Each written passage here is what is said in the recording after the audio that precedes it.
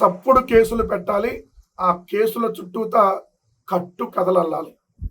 ఆ కట్టు కథలకి మరికొన్ని పిట్ట కథలు రాస్తూ పత్రికల్లో విషపూరితంగా ప్రజల మెదడులోకి ఇక్కడ ఏదో జరిగిపోయిందని చెప్పి ఎక్కించాలి. దానిలో భాగంగా వీళ్ళు రోజుకు కట్టు కథ. ఆ కట్టు కథలో చూస్తే ఈరోజు రాసిన కట్టు కథ హెడ్డింగ్ ఒకటి, లోపలికి వెళ్తే ఒకటి ఉంటుంది. ఇక్కడే దొరికిపోతారు మళ్ళీ. మద్యం ముడుపుల సొత్తుతో టాంజానియాలో ఇనుప ఖనిజ కర్మాగారం. ఇది చూడంగానే ఎవరైనా అనుకుంటారు, ఏడాది మధ్యలో స్కామ్ జరిగిపోయింది, దాంట్లో డబ్బులు వచ్చేసినాయి, ఆ డబ్బులతో టాంజానియా అనేటటువంటి కంట్రీకి వెళ్ళి అక్కడ ఇనుప ఖనిజ కర్మాగారం పెట్టేశారంట అనుకుంటారు కదా.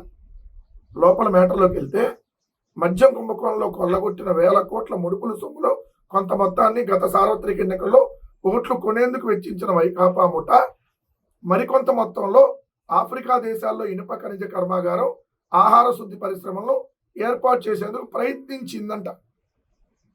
ఇక్కడేమో కర్మాగారం పెట్టేశారు, ఇక్కడేమో ప్రయత్నించింది. అక్కడ మళ్ళించి పెట్టుబడి పెట్టాలని ప్రయత్నించారు. తాడేపల్లి ప్యాలెస్ సమీపంలో ల్యాండ్ మార్క్ అపార్ట్మెంట్ లో ఫ్లాట్ అద్దెకు తీసుకొని మద్యం ముడుపుల సొమ్మును అక్కడ భద్రపరిచారు. ఇది ఈనాడు. ఆంధ్రజ్యోతి సేమ్ ఈరోజు ఇంకో కట్టు కథ. ఈనాడు ఒక కట్టు కథ, ఆంధ్రజ్యోతి ఒక కట్టు కథ.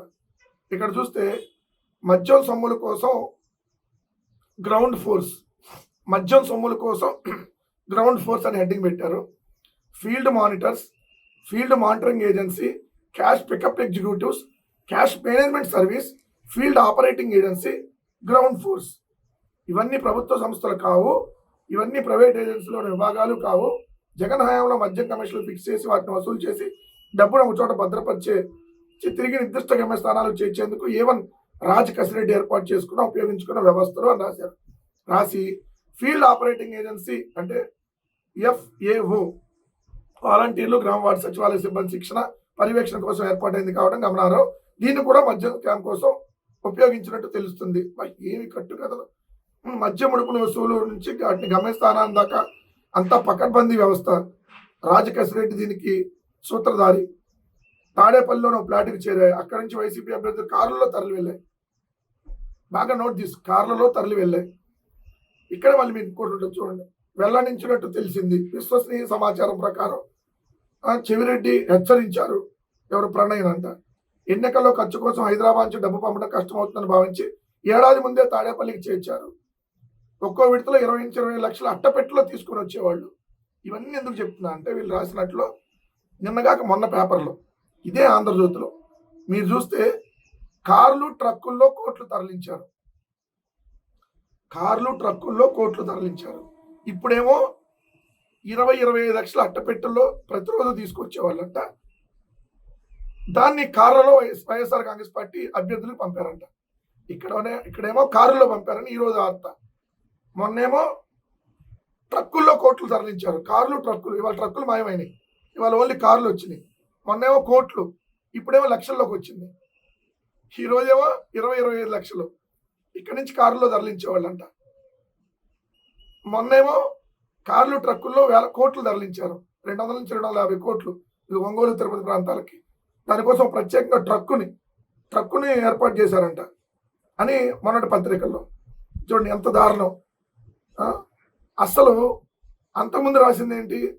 ఇవన్నీ బంగారం కొనేశారు, మొత్తం బంగారం కొనేశారని ఒకరోజు రాశారు. మొత్తం రియల్ ఎస్టేట్ వ్యాపారంలో పెట్టారని ఒకరోజు, మొత్తం విదేశాలకు తరలించారని ఒకరోజు, మొత్తం షెల్ కంపెనీలో పెట్టారని ఒకరోజు, మొత్తం హైదరాబాద్ నుంచి వస్తుంటే ఎలక్షన్ కమిషన్ పట్టుకుంది, ఆ డబ్బులు ఇవే అని రాశారు. ఇప్పుడేమో ఎన్నికల కంటే ఒక ఏడాది ముందే ఇక్కడ డబ్బులు వచ్చేసినాయి అంట.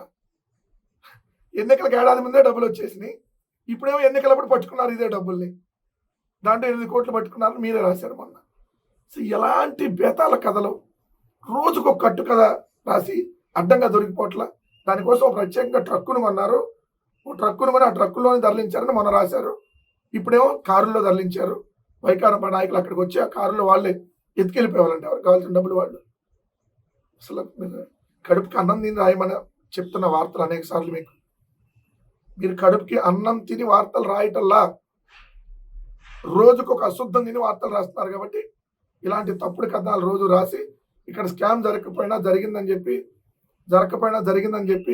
ప్రచారం చేసి లబ్ధి పొందాలి, ప్రజల మెదడులోకి ఒక విషయాన్ని ఎక్కించాలి, వైఎస్ఆర్ కాంగ్రెస్ పార్టీ మీద చెడుగా ప్రచారం చేయాలనేటటువంటి ఏకైక టార్గెట్తో ఆ రెండు పత్రికల డైరెక్షన్లో చంద్రబాబు నాయుడు గారి ఈ కూటమి ప్రభుత్వం రోజుకు కట్టు కథ అల్లటం, దాని మీద వాళ్ళు మాట్లాడటం, ఏదో జరిగిపోయిందని చెప్పి వాళ్ళకి బుద్ధి పుట్టాలని అరెస్ట్ చేయటం. ఇది ఈ రాష్ట్రంలో మద్యానికి సంబంధించినటువంటి తప్పుడు కేసుకు సంబంధించి తప్పుడు వార్తలు, ప్రతిరోజు తప్పుడు కథలు. సాక్షి ఛానల్పై తదుపరి చర్యలు నిలుపుదల. సాక్షి టీవీ కేసులో తదుపరి చర్యలు నిలుపుదల, హైకోర్టు మధ్యంతర ఉత్తర్వులు జారీ. అమరావతి డాష్ రాజధాని అంటూ సాక్షి టీవీ చర్చా కార్యక్రమంలో మురికి వ్యాఖ్యలు చేసిన వ్యవహారంపై గుంటూరు జిల్లా తుళ్లూరు పోలీసులు తమపై నమోదు చేసిన కేసును కొట్టేయాలని కోరుతూ ఇందిరా టెలివిజన్ అంటే సాక్షి టీవీ A3గా ఎవరైతే ఈ సాక్షి టీవీని పెట్టారో దాంట్లో డైరెక్టర్గా ఉన్నటువంటి రమణారెడ్డి వేసిన వ్యాజ్యంపై శుక్రవారం హైకోర్టు విచారణ జరిపింది. ఇందిరా టెలివిజన్పై తదుపరి చర్యలు నిలిపివేస్తూ న్యాయమూర్తి జస్టిస్ ఎన్ హరినాథ్ శుక్రవారం ఉత్తర్వులు ఇచ్చారు. సాక్షి టీవీపై కేసులో తదుపరి చర్యలన్నింటినీ నిలుపుదల చేస్తూ మధ్యంతర ఉత్తర్వులు ఇచ్చారు. సో చర్చా కార్యక్రమాల్లో ప్యానలిస్ట్ కృష్ణరాజు వ్యాఖ్యలకి సాక్షి యాజమాన్యాన్ని బాధ్యులు చేయడం సరికాదన్నారు.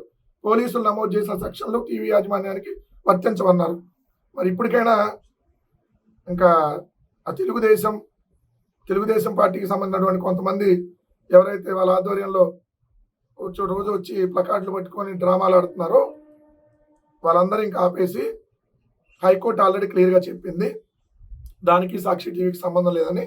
కొంతమంది ఒక ఎంపీ గారు అయితే పాపం డైరెక్ట్గా తెలుగుదేశం పార్లమెంటరీ నేత పాపం సౌమ్యుడిగా బయట కనపడేటటువంటి లావు శ్రీ కృష్ణదేవరాయలు గారు ఆయన వెళ్ళి ప్రెస్ కౌన్సిల్ ఆఫ్ ఇండియాకి, జాతీయ మానవ హక్కుల కమిషన్కి, జాతీయ మహిళా కమిషన్కి అందరు కంప్లైంట్లు ఇచ్చి వచ్చాడు. ఈ ఉత్తర్వులు కూడా వెళ్ళి కంప్లైంట్ ఇచ్చారండి. కృష్ణదేవరాయలు గారు ఖాళీగానే ఉన్నారు కదా, ఇటు ఈ రాష్ట్రానికి ఏం తెచ్చే పని ఏం లేదు కదా, కంపెనీలు లేదంటే పార్లమెంట్లో సమస్యలు ప్రస్తావించే పని ఏం లేదు కాబట్టి ఆల్రెడీ హైకోర్టు ఉత్తర్వులు ఇచ్చిందని చెప్పి మళ్ళీ జాతీయ మహిళా కమిషన్కి, నేషనల్ హ్యూమన్ రైట్స్ కమిషన్కి, జాతీయ మహిళా కమిషన్, ఆ national human rights commission, press council of ఇండియాకి వెళ్ళి సాక్షి మీద కొట్టేశారండి, సాక్షికి సంబంధం లేదు అని చెప్పి ఒకసారి వెళ్ళి ఇచ్చారండి. ఖాళీగానే ఉన్నారు కదా. చాలా సింపుల్గా నోరు పారేసుకున్న గొమ్మ నోరు, చాలా సింపుల్, ఓన్లీ నోరు పారేసుకున్నాడు అంతే. ఇవి కాదు వివాదాస్పద వ్యాఖ్యలు, ఇవి కాదు రౌడీయిజం, ఇది కాదు గూండాయిజం, ఇది కాదు వైఎస్ఆర్సీపీ వాళ్ళు రెచ్చగొట్టడం, ఇది కాదు అధికార దుర్వినియోగం. ఓన్లీ సింపుల్గా నోరు పారేసుకున్న గొమ్మనూరు. వైకాపా నాయకులు నామినేషన్ వేయకుండా చూసుకోవాలని పిలుపు. జేజేలు కొడితే సరి, వైకాపా నాయకులంతా తెలుగుదేశంకు ఈ స్థానిక సంస్థల ఎన్నికల్లోపు జేజేలు కొడితే సరి, లేదంటే తోక కత్తిరించి సున్నం పెట్టే రోజు వస్తుంది. ఇది కాదు, ఇది చాలా మంచి వ్యాఖ్యలు.